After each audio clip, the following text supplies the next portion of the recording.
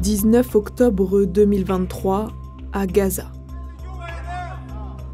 Il est 22h30 quand le ministère gazaoui de l'Intérieur déclare qu'une église grecque orthodoxe a été bombardée.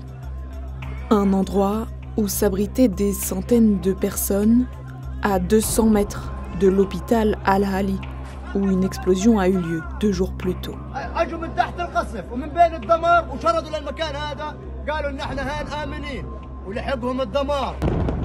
Depuis le 7 octobre, Israël bombarde sans relâche la bande de Gaza. L'objectif annoncé est de détruire le Hamas.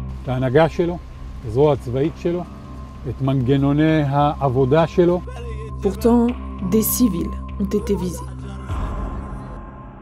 Sur des vidéos et photos vérifiées par Le Monde, on remarque bien l'écroulement d'un bâtiment, ici. Il ne s'agit pas de l'église directement, mais d'une annexe située juste à côté. Puis la vidéo montre une montagne de gravats de pierre. Derrière se trouve un important cratère. Selon le ministère de la Santé gazaoui, administré par le Hamas, 16 personnes ont été tuées lors de ce bombardement.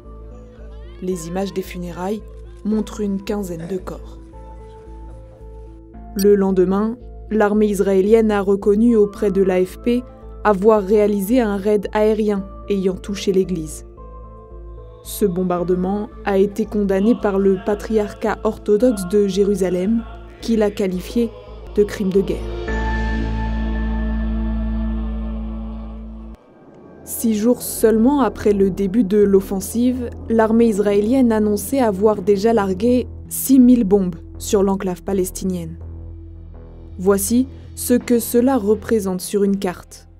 En rouge, ce sont les destructions causées par les raids israéliens entre le 7 et le 17 octobre. Elles ont été mesurées à partir d'images satellites et permettent de montrer l'ampleur des bombardements israéliens en seulement 10 jours. Selon l'ONU, environ 45% des habitations de la bande de Gaza ont été endommagées ou détruites depuis le 7 octobre. Au 26 octobre, au moins 7000 personnes, dont près de 3000 enfants, ont été tués, selon le ministère de la Santé de la bande de Gaza, administré par le Hamas.